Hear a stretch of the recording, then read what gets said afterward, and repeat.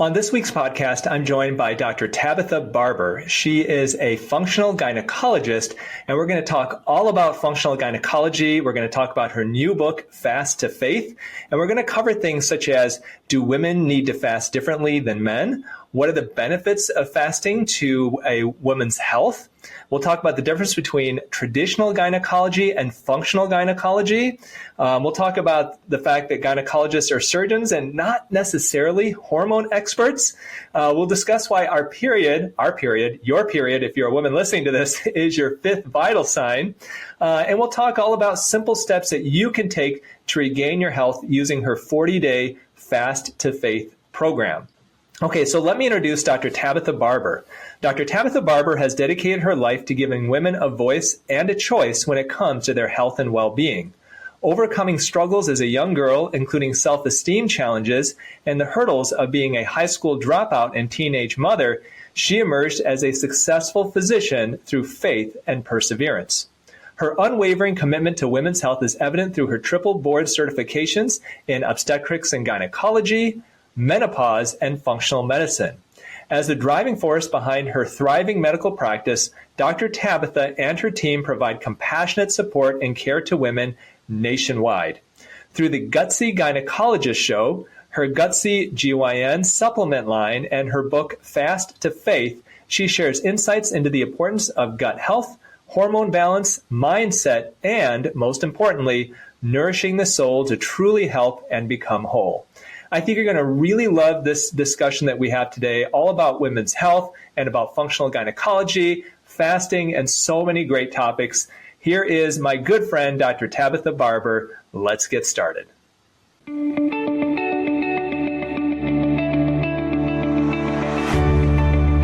Thank you so much for joining me, Tabatha. I really appreciate it. I'm so excited to be here, Tony. We have such similar paths, and I think we've learned a lot of the same lessons, right? So it's always good to talk to like-minded souls. Well, I'd like to start because my audience probably doesn't know a lot about you, and you have a very interesting backstory, and you do cover some of this in your book, Fast for Faith. But I'd love to hear your story about where you came from, because you've written actually a book about that as well. Yeah, so I love to share my story because oftentimes people will tell me they feel like they're not capable of doing things that they want to do, or changing their life, or taking back control of their health, that kind of stuff. And I'm just an example that that's not true. You can honestly create any kind of life that you deserve and want, because I'm a high school dropout. I was pregnant at 16 years old. I even got married in 11th grade to my high school sweetheart.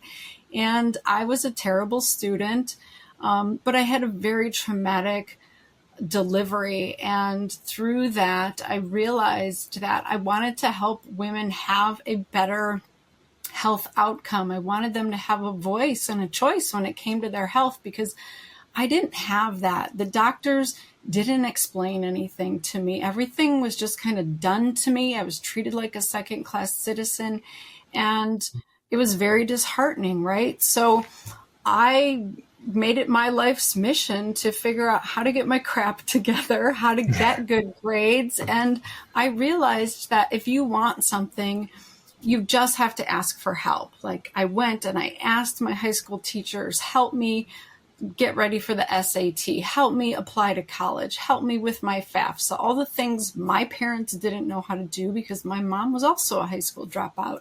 And so you just have to ask for help and believe in yourself. And I had, my strong faith. So I always knew God was carrying me through. And that was probably my biggest reason that I was so successful.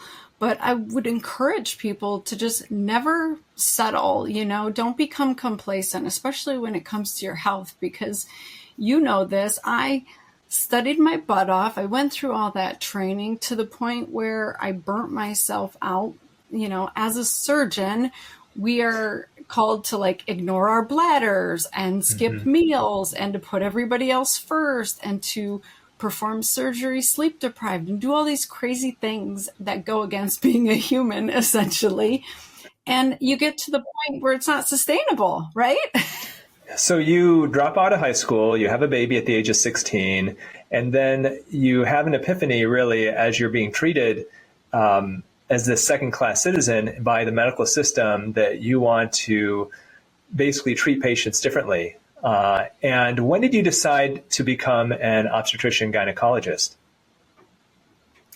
So that was kind of my dream desire deep inside, but I didn't think I could be a doctor. So I went to school for nursing, and I had a professor who really believed in me, and he showed me that I was capable of more. And I did end up applying to medical school, and I got into the one school I applied to, and I did awesome. Like, I got all A's. I was at the top of my class, and it was actually quite surprising. So you probably, I don't know if you know this, but we went to the same university for medical school. You went to the osteopathic school. I went to the allopathic school. And for our listeners, the difference is an allopathic school is an MD approach, and an osteopathic is a DO. But as first year students, we took all the same classes pretty much together, although the DOs did have some extra classes on manipulations and things like that that we didn't have. Now, what year did you graduate? So I was in medical school from 2001 to 2005. Okay, and I finished medical school in '98, so I was a little bit before you. Just missed so then you go to residency, you become an obstetrician and gynecologist, you're practicing out in West Michigan, and what happens that causes you to look at medicine very differently? I mean, in your book, you describe how you are really, it's kind of like the standard OB-GYN practice. My dad was an OB-GYN, and he birthed babies at all times at night. It was very common for him that I would go to bed and he would be heading to bed around that same time. And then I would wake up in the middle of the night, let's say to go to the bathroom, and he'd be gone. Or I get up in the morning to get ready for school, and he would have just come back home from being in the hospital for a few hours. It is definitely it's a difficult lifestyle. And at what point did you decide that this was not the direction you wanted to go, and you started pivoting in a different direction as a gynecologist? Well, it was actually my own health crisis. So not only was I struggling, I had no memory. I relied on my medical assistant to tell me the names of patients I had delivered the day before and to help me finish my notes. My memory was just gone from sleep deprivation. I was overweight, I was exhausted, but I had this chronic back pain. And it got to the point where there were days that I couldn't walk away from the OR table. Like, the surgery was done and I just had to stand there, bloody hands and all, bent over, trying to move my back and walk. And I was in a delivery where I got stuck, and that was kind of my breaking point. So I went to see an orthopedic surgeon, and he said, yeah, you have not only a herniated disc, but it's ruptured. And that's why you're having all this pain.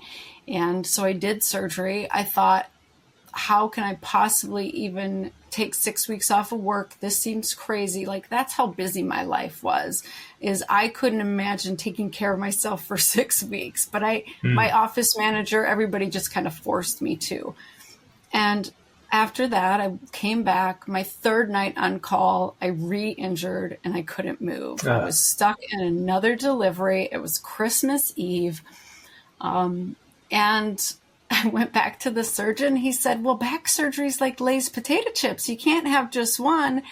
And I was like, time out. Whoa. I'm 40 years old. This is crazy. You're not putting rods and screws in my back. Like, there has to be another way.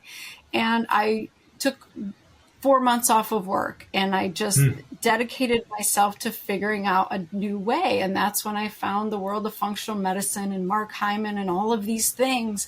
And I realized, oh my gosh, I have been so isolated from the rest of the world. I've been in this culture of sick care medicine and disease and diagnoses. And there's a whole world of health and wellness out there that I knew nothing about. And it turns out it mattered what I was eating and the fact that I wasn't sleeping or managing, my stress appropriately.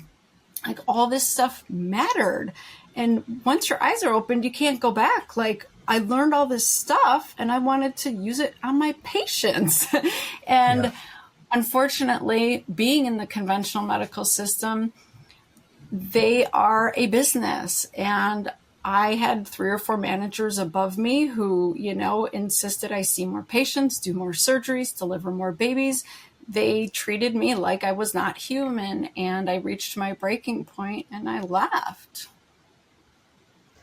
So you ended up leaving and you start your own practice as a functional medicine physician? Yeah, that was really scary.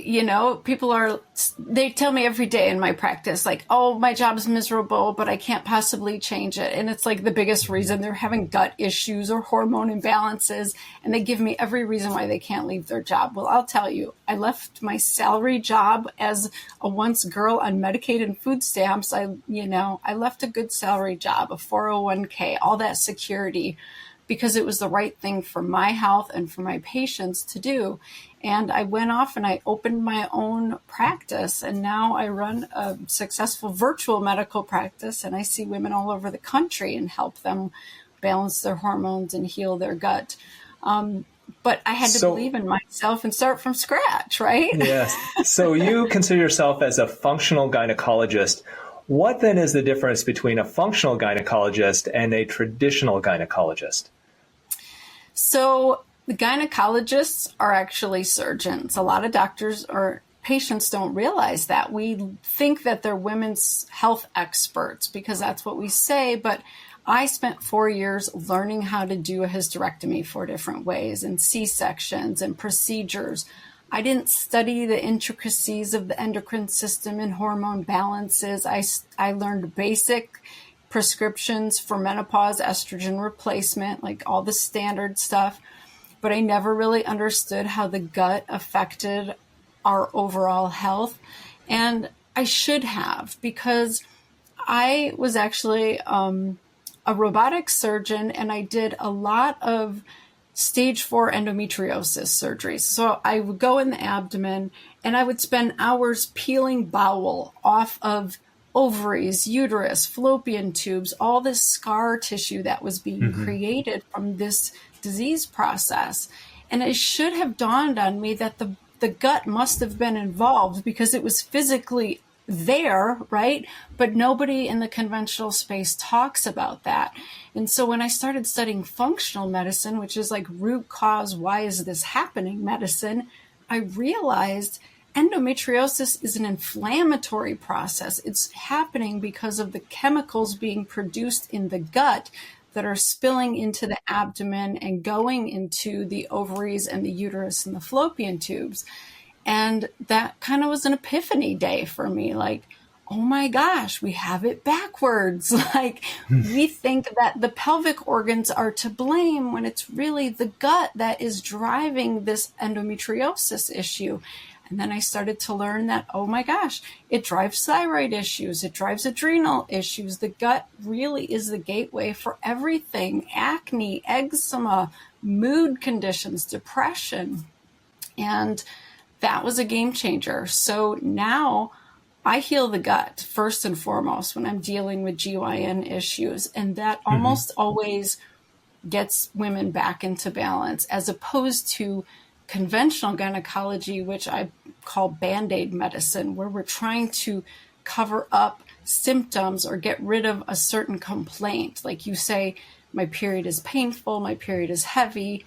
Okay, I'm going to give you something to get rid of that complaint, but I'm actually not fixing the problem causing that complaint. So big difference. So when you're talking about the health of the gut, this is something that is very interesting because, gosh, maybe 15 years ago, you talk about the microbiome and how the health of the gut impacts the rest of the body. And a lot of functional medicine, alternative medicine physicians were talking about it back then, but the traditional doctors were not. And now traditional medicine is coming around to that, and doctors are talking more and more about the microbiome. But still, a lot of doctors are poo-pooing things like taking supplements or taking a probiotic. What would, you have somebody who comes in and let's say they have endometriosis. You talk to them about helping to heal the gut as a first step. What are some of the things that you would recommend, like concrete things for them to do that could help them in this situation when their issue is going to be with their female organs, but you're now talking about the gut. Like, how would you explain that to them? And what are some things that they could do so that they can get an understanding that, wow, we're on the right track here? Yeah, there really are some basic things. And this is the same thing that you preach about. Like, if you want healthy skin and a healthy physical body, or if you want to heal your endometriosis and have healthy, normal, painless periods, it's all kind of the same. You have to do some basic foundational stuff. And that is eating clean, anti-inflammatory foods. I call them God foods or faith foods because they were grown naturally. They have a mother, or they came from the earth. They're supposed to go in our body and be digested, and not frankenfoods, not foods that we produce in a lab that are made up foods, or they've been so depleted of their nutritional value and distorted that our body just gets angry when it eats it. So every time we eat something like Doritos or processed foods out of boxes and bags, any of that kind of stuff, it causes this inflammation. And women feel it. They tell me, like, I feel puffy, my rings don't fit, I feel sluggish, I feel tired.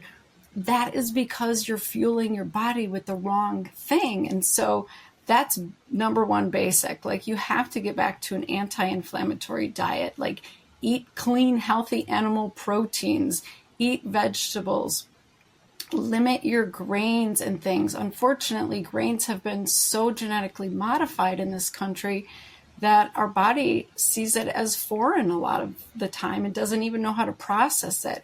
And I see this every day in my practice with gluten. Gluten is the main protein in wheat, and a lot of women have gluten reactions. They have non-celiac gluten sensitivity, and it shows up as acne, depression, weight gain that they can't get rid of, autoimmune processes that are uncontrolled, like Hashimoto's, which I myself have had since 17. And the list goes on and on. So you could do something super basic, like just don't eat gluten and dairy and sugar for 4 weeks and see how you feel. Like, it's a simple, thought. It came out with Whole30 forever ago, but it actually works. Because those things are so inflammatory, and it drives all those disease processes in your pelvis. So that's number one. And number two, which you also love, fasting, right? Like, this is my thing. You and I went to a surgical residency, and probably one of the first things that we learned was NPO, how to write an order to tell a nurse not to feed our patient after surgery. They need to heal. They need to divert those resources and allow the body to go in and do its natural, innate healing processes. And when you feed yourself, you use up those resources and you slow down that healing process. So fasting is probably, it's cheapest, but it's the quickest way to start to shift what's going on in your body and divert resources, kill off bad bacteria that's overgrown yeast. And most women feel that shift pretty quickly, a week or two of really getting into a fasting practice. They're like, oh my gosh, I feel like a different woman. My brain functions again. I'm not swollen. I'm not bloated. I'm sleeping better. I'm not waking up at 2 a.m. So it's incredible what fasting can do for you. So how did you, because you've got a new book called Fast to Faith, and in the book you talk all about the benefits of fasting. How did that come about for you that you started fasting? Because, we both know that in the thousands of years that humans have been in existence, that fasting has been a huge part of lifestyle, whether you're Christian, whether you're Muslim, other religions. The vast majority of them do use some type of fasting as a fairly regular component of life. Now, more recently here in the United States, we've pretty much gotten rid of that idea. And the thought for some people of not eating in a span of 12 hours or 16 hours is just horrifying to them. Like, oh my gosh, how can I not wake up and eat right away? Or how can I not eat right before I go to bed and really every couple hours be putting something in my mouth? How did you come around to this idea that, wait a minute, fasting is a big key to health, especially health for women? Yeah, so the second time I re-injured my back, I was in bed for over 5 days before I got back to the surgeon. And just laying there, I think maybe by day 3 or day 4, I was like, wow, I haven't eaten anything. I feel so weird, like my stomach's really empty, but I don't feel as inflamed. My back is feeling better. And so I started thinking about my training and thinking about all the ways that our body has this innate intelligence to heal. And God actually said to me, like, look at the word. And I opened the Bible and I just started looking for passages on fasting. And what I quickly came to realize was Jesus taught this practice of not only saving people from their mental and emotional issues, but physically saving people, like healing the blind and the lame and the deaf and things like that. But he also taught this practice of fasting as the quickest way to reconnect with your creator and hear from him. So here I was laying in bed, crying and begging God to like take away my pain, fix my life, like he's a genie in a bottle or something, and magically he's going to fix me. And what I came to understand was I need to do my part. I need to be more mindful of how I'm treating my body and what I'm doing with it. And so I realized that fasting gave me so much mental clarity. It was healing my body, but it was healing my mind. It was clarifying what was happening, and I was reestablishing that connection. And it was from there that over the next few years, this just kind of blossomed, and I got to a point where I realized, because I was teaching fasting as an online program to my patients, and they would have results, they'd do great, and then they would go back to their old ways. It was like a diet. And when I started incorporating the fasting into the program, that's when the transformations took place. That's when they changed and became different women and lived into a new identity of, oh, fasting is just a way of life. Fasting is part of what keeps me healthy, and I can rely on God to get me there. And that's been transformational. So it's been this like crazy journey. It's interesting because when you read books by anti-aging scientists and they basically have all pretty much come to the determination that the number one thing that you can do to live a longer life and to get the longevity genes going is to calorie restrict. But calorie restriction is very, very difficult, especially when you're doing it long term. The second thing that you can do is fast, is take time where you allow your gut to rest, where you allow your body, and this is something that's in your book, its processes of autophagy to take hold. And for all those people who are listening, and you've read my book, Younger for Life, you've maybe heard some of my podcasts talking about autophagy. That's a huge subject for me as well. Can you describe, just in your own words, Tabatha, how you describe autophagy to your followers and your patients, and how that can impact your overall health as part of fasting? Yeah, so many women are out there afraid of cancer, especially breast cancer, right? And so they're afraid to talk about hormones. They're afraid to consider hormone replacement therapy. But honestly, cancer is a metabolic disease. What's happening is the cells themselves in the breast tissue have gone rogue. They are no longer behaving the way that they're supposed to be behaving. And for some reason, they have gone on to develop into something that they shouldn't, because your body has not been able to do the process of autophagy, of removing those cells once they are done. And so what I explain to women is, when you go into a fasted state and you get into ketosis and you're no longer like using your digestive tract for all your resources, your body steps into this process of cleaning house. Let's go around and find all the broken DNA and bad cells throughout our body and get rid of them. Eat them up, get rid of them. We can recycle some of the proteins that we've made or the nutrients, but overall that cell has to get destroyed and removed from your body. And if you don't ever allow that process to happen, those cells start to multiply and act crazy, essentially. And so that's what drives cancer. And honestly, cancer was like not even a normal word in our language just 50 years ago. I remember, this is dating me, but the movie Beaches, like back in the 80s, where they're like, ooh, cancer. It was like a 4-letter word. Nobody talked about it because it was so rare and so scary.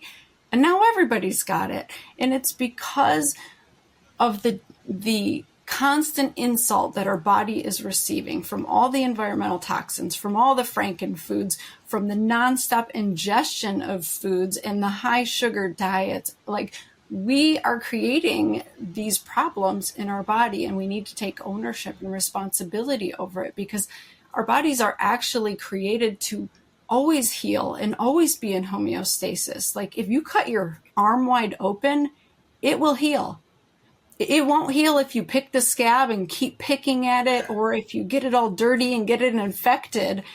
But if you leave it alone and stop insulting it, your body will heal you back up. So we have to stop insulting our body with all these crazy fake foods and this over busy life, which is just another joke, and really just support our body do what it's supposed to do. And that's how you prevent cancer. I love what you're saying, because all of this completely is in line with the concept of autojuvenation and the fact that our bodies have these massive regenerative abilities to rejuvenate themselves. It's the same thing of when we take somebody who overall is relatively healthy, we perform an operation on them with the expectation that they're going to heal fine afterwards. And they typically do, because once again, our body has this innate healing ability. But just like you're saying, what we put in our mouth, our environment, how we live our lives is impacting that and suppressing that autojuvenation ability of our bodies, that regenerative abilities. And so the goal, I think, of your program, of my program, is to unlock our body's regenerative potentials once again, so that you can heal and you can be healthy once again naturally. So I'd like to kind of shift gears, and let's talk a bit more about your book, Fast to Faith. In your book, you have a 40-day program that I found to be really interesting. And I saw corollaries of what you recommend in your program and what we have in our 21-day Jumpstart. But can you explain your 40-day program? I know there are numerous kind of phases to it, but let's start with that first phase of your 40-day Fast to Faith program.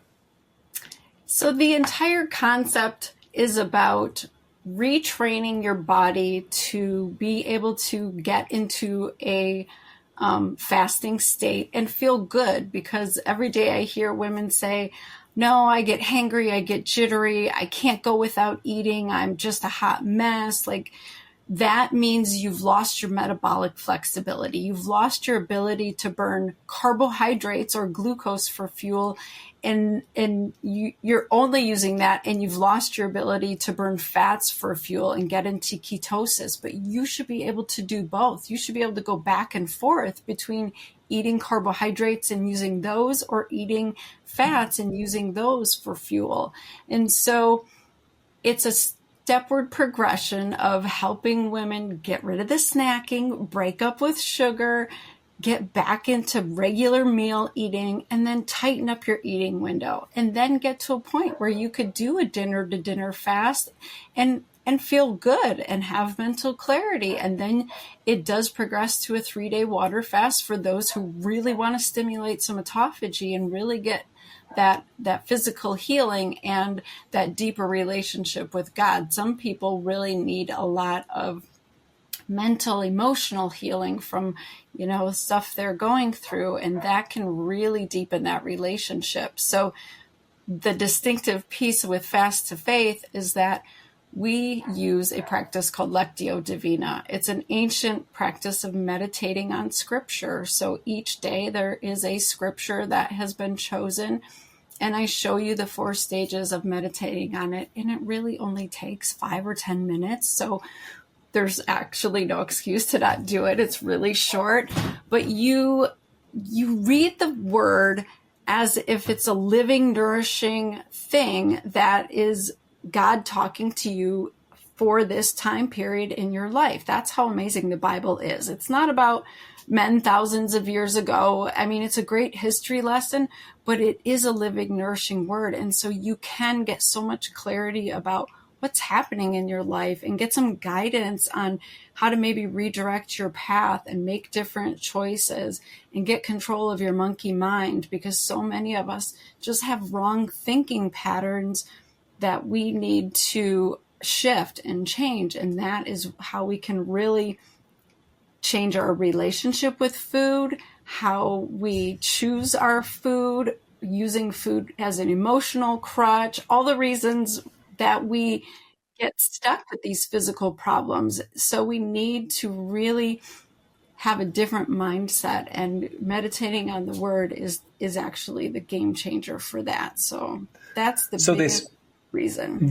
They start out with the program, and I know you don't go straight into a several-day water fast from the beginning. What are some of the first steps that they would take before they go into those types of things? Obviously, you talked about the meditations, and you give, it's great because every day you have a separate one every day that kind of matches kind of where the people are at. But what do they specifically do with food or not eating in that first segment? Was it like 10 days, I think, is the first?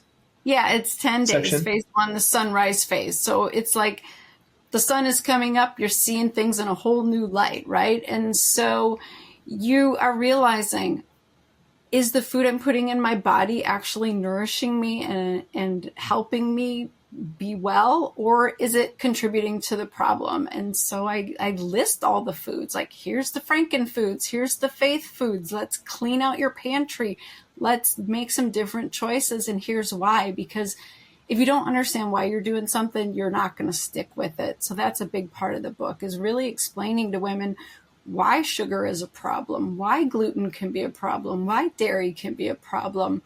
And then giving them new ideas, new alternatives. And we have recipes for every single day, because some women really want it to be that simple. They're like, tell me exactly what to eat, I'll do it. And those women are super successful. But we also just have an eating plan, like we're going to do low carbohydrate for these days, and we're going to focus more on protein and fats for these days. And I teach women how those different macros get processed in the body and create different amounts of energy and give you different resources, because women tell me, well, I ate and I'm hungry an hour again later. And it's because they're not eating satiating foods. Fat actually gives you way more calories and ATP than carbohydrates do. So that kind of stuff can be really helpful to understand. So at what point in the 40-day Fast to Faith program do they start the time-restricted feeding? Essentially, where you drop the eating window down to 8 hours, if I remember right. When do they work that in? And the other question I have is, we talk a lot about, there's been a lot of talk lately. One of our good friends, Dr. Gabrielle Lyon's been on the forefront of this, is getting sufficient amount of protein, especially women after menopause. And if you are fasting and you're only having, let's say, 1 or 2 meals a day, is that sufficient for you to get enough protein so that you can prevent sarcopenia, or a basically reduction of your muscle mass as you get older? Yeah, so this I actually talk about toward the end of the program as we go into more of a maintenance phase, because protein can prevent you from losing weight. Part of, the reason women want to get into ketosis and do more of a ketogenic diet is because of the quick weight loss. But you want to do it smart. You don't want to lose muscle mass. And so it is important to be getting enough protein when you are eating. And where I see women really struggle with fasting is when they're fasting with a standard American diet. So they're only eating 1 or 2 meals a day, but when they are eating, they're only getting 10, 15 grams of protein, and then they're getting that high carbohydrate intake again, because that is the standard American diet. It's a lot of processed carbohydrates. So if you plan your meals around a higher protein, higher fat content, you'll stay satiated longer and you won't have to eat as often. I will say Dr. Lyon pushes a lot more protein than I typically recommend when you're trying to lose weight, because that can be, it can stop you from that immediate weight loss. Long term, once you've lost that weight, you need that protein to build that muscle and sustain it, because muscle is metabolically active and it helps you manage your blood sugars and keep that blood sugar under control so you don't regain the weight. That's probably one of the biggest issues with Ozempic and semaglutide and those things, is women are losing muscle mass, and so that weight loss isn't sustainable unless they go and they build that muscle back on. So, and protein's really important for all these other processes in the body too, not just muscle mass. Like we make proteins from protein. They're little Lego blocks. And so we make enzymes and we do all these other processes with protein. So that's definitely an important factor. And once you get through the 40 days, then the conversation becomes, okay, have you reached your weight loss goals? Are you trying to build muscle? What are your long-term goals? And I would love women to always be in a state of diversity and change, because if you do the same thing all the time, if you eat the same way, the same foods, the same time, your body, like I said, is always trying to be in hemostasis. It's always trying to be in balance. And so it will just balance whatever you're doing. So diversity, changing things up, keeps your body actively healing and adjusting to what's going on. We need a diverse gut microbiome, which means we need to change up how we're eating through our seasons. We need to eat different fruits and vegetables depending on the time of the year. And we need to eat at different times of the day. So I don't recommend, like, you should just always stay in the same window 24/7 and never change. That changing things up causes the body to get back into autophagy, gets back into stimulation of like, oh my gosh, she's working us out. We need to adjust once again. So I see it all the time. Women, like, they get on this low calorie, same diet, and then they wonder why they're stuck. It's because you're doing the same thing and your body has adjusted to that new standard, that new baseline. So what specifically, we started this discussion talking about the microbiome and how you realized very early on the effects of the microbiome on even women's, uterine issues and endometrial issues and stuff like that. How does fasting impact the microbiome in general, or even more specifically? So it does a few things, and it's so cool because our intestines, which only have one layer of cells between the food that we're breaking down in our intestines and our bloodstream, they get destroyed on a regular basis, but they regenerate or rejuvenate every 24 to 48 hours, as long as you stop insulting them and destroying them.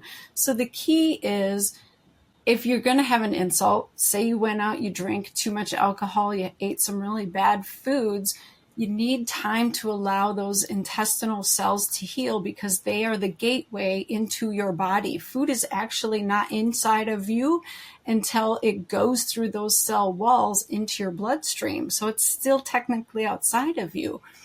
So fasting is the quickest way to allow those cells to heal, because nothing is coming in and insulting them. Parasites and bad bacteria, pesticides from our food, chemicals, plastics that got melted in our food from that hot coffee, container, or that microwave vegetable dinner we had, or whatever.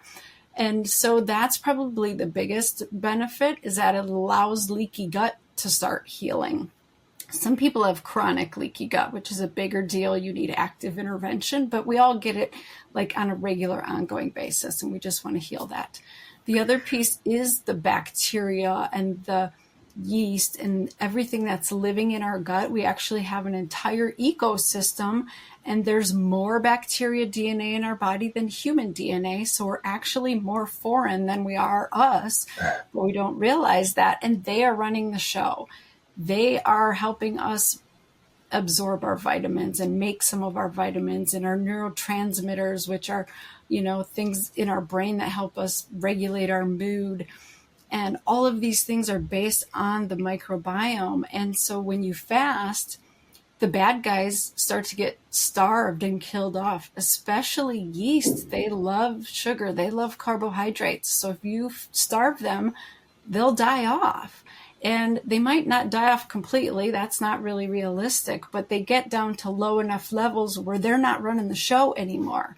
And a lot of times cravings for sugar or bad foods are just chemical responses from those bad guys to our brain, like, hey, give us more of that. And so we get mad at ourselves, like, oh, we have no willpower, or we suck, or we can't do it. But it's because we got the wrong bacteria living in there running the show. And so that can shift pretty quickly with fasting. And that's pretty cool. And that's one of my favorite things. I'd like to ask you a couple of quick questions that we can kind of go over. Some of these are from your book and some of them aren't, but I found really interesting. One of the things that you have written is that our period, I don't have a period, but women's periods are the fifth vital sign. Can you describe what you mean by that? Yeah. So if you go to the doctor, they're going to do a few things when you check in. They're going to check your blood pressure. They're going to check your pulse. They're going to check your weight and your height. These are all vital signs. These are basic things. Sometimes your respiratory rate, like how many times you're breathing a minute. And those give us a baseline of like, is your body in homeostasis? Is it pretty balanced? Or do you need to be admitted to the hospital, right? And the period is information. It is telling me whether or not your hormones are pretty much in balance. And I didn't make up this concept. The American College of OBGYNs has declared this as a fifth vital sign as of, 7 or 8 years ago. But it's so after I went to medical school. That's why I didn't know this. Yeah, exactly. So it's really true though, because if you have a period every 28 days-ish, it lasts 4 to 5 days-ish. It's not super painful. You're not missing work or school. You're not bleeding through your pants and having accidents. That's a good indicator that overall your adrenals are working pretty well. Your thyroid's not too far off. Your gut's not super a hot mess, inflamed, that your ovaries are functioning and producing their hormones because your overall environment, your body, feels safe enough to reproduce and create a new life.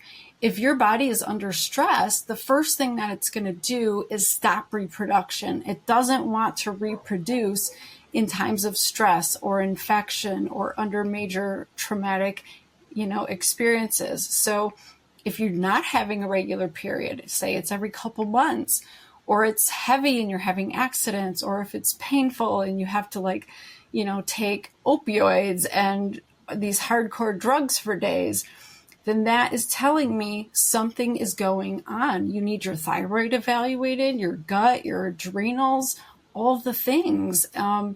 But that's not what I was taught as a gynecologist. I was always taught to just, quote unquote, regulate your period with a birth control pill. And we now know that that's absolutely not true. We don't actually regulate that. I think you and I did a whole podcast episode talking about this stuff for women who want to know more. But use that information from your body as information, not as an annoying symptom to cover up and get rid of. We need to just shift our thinking about periods. Do women need to fast differently than men? So this is a hot topic right now. Somebody's got a book out talking about fasting for your cycle. And I will say that your energy requirements shift throughout your month of your cycle. That's definitely a really big, important thing. And it has to do with how much hormones you're producing at which time of your cycle. So estrogen rises, falls, rises, and falls again. Progesterone rises in the second half. Testosterone kind of rises in the middle. So we get excited and we want to make a baby. We have to have enough energy to make those hormones. But here's the kicker. Hormones are made from cholesterol. Cholesterol is the backbone of all of our steroid hormones, even our stress hormone, cortisol, and our aldosterone, our blood pressure hormone, all these hormones. And so we need healthy fats. to me, that's the most important aspect of a woman's diet in her reproductive years is healthy fats. And we learned this the hard way in the 90s with the low fat, no fat diet. Women's hormones were a hot mess. Periods went all kinds of wonky. We created this diagnosis called PCOS, polycystic ovarian syndrome, after that, because we messed up women's hormones so drastically by removing the fat from their diets. So fat is really important.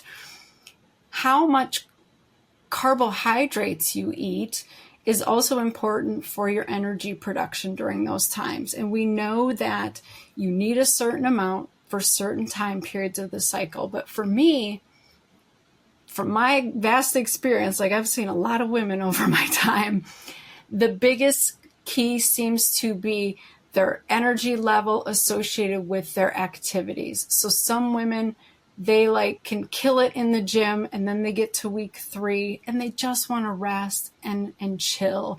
They can't do their cardio workouts. They can't lift like they normally do. And it's because that's your body's innate intelligence, again, saying, hey, I'm trying to make a baby over here. I'm waiting for some fertilization to happen. Let's chill for a minute and conserve some resources in case that actually happens. And then when it doesn't happen, that the hormones drop and you feel different again.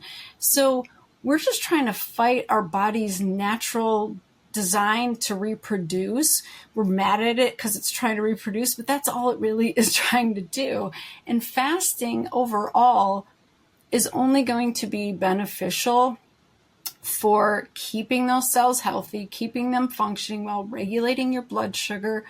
But I agree with certain people, you don't want to do a longer fast, especially when you're in that 3rd week when your energy reserves are on the lower end and you are feeling it. So I would say stick with your time restricted feeding. Save a longer fast for when your estrogen is higher and because you feel it, you're like, yes, I want to go work out. I want to go outside and be active. I want to have a good time. That's usually like the middle of the, first week and a half. But overall, I just want women to get back into tune with their bodies because we've trained them to really ignore everything their body's saying to them. And so if your body is saying, I need to rest, figure out why. Is it because you're eating garbage food? Or is it because, you're in the 3rd week of your cycle and you really do need to rest? Does that make sense? Yeah. So just to kind of put everything together, you are a functional gynecologist. You do telemedicine with your patients now. And let's say somebody is listening today and they see their regular gynecologist, they get their paps and all that type of stuff. How would they work in your treatment of them if they already have a gynecologist at home? Obviously, that's a good thing for them to have that because you can't examine them as telemedicine. But what can you add to their overall health care that maybe they're not getting today as a telemedicine functional gynecologist? Yeah, that's a great question. I get a lot of second opinion consultations, people being told they need hysterectomies or invasive procedures and they want to hear my take on it, or they keep giving birth control pills for their solution to their problems and they realize it's not working. It's not helping. It's causing new issues. They want a different solution. That's a big thing.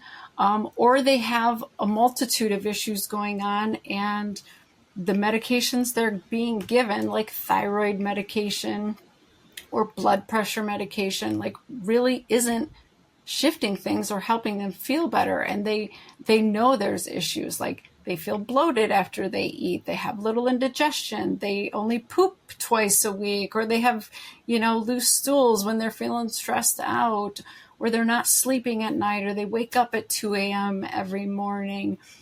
Those things, doctors are really just poo-pooing. They're saying, that's just part of aging. That's just menopause. That's just being female. And it's not true. None of those responses are appropriate. And so that's what I really help women with. Let's evaluate those systems and look at the overall picture of how they're interacting together. What is the thyroid doing to your sex hormones? How is the gut involved in all of this?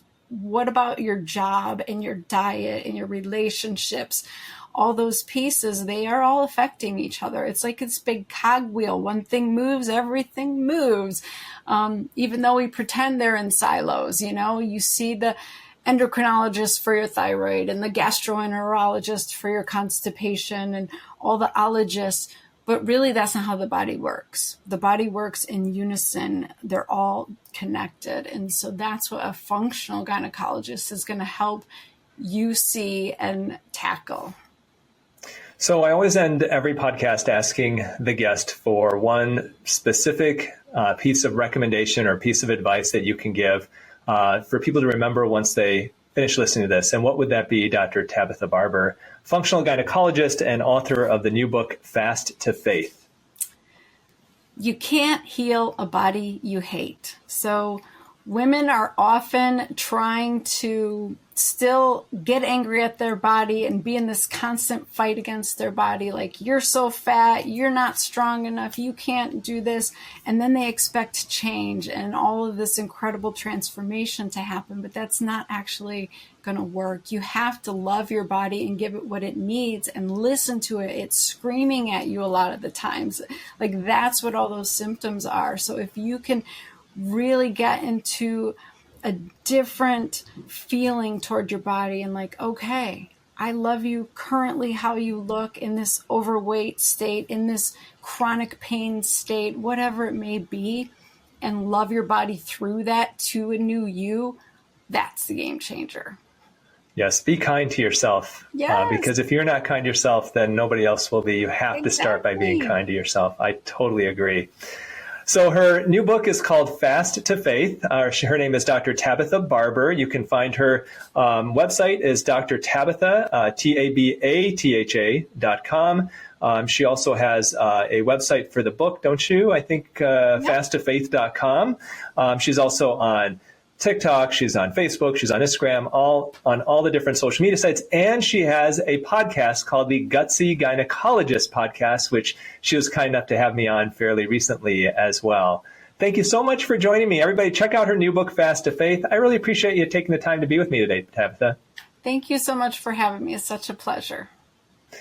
And my name is Dr. Anthony Youn. This is the Holistic Plastic Surgery Show. And like usual, remember to always eat real food, use clean skincare, and autojuvenate before you operate.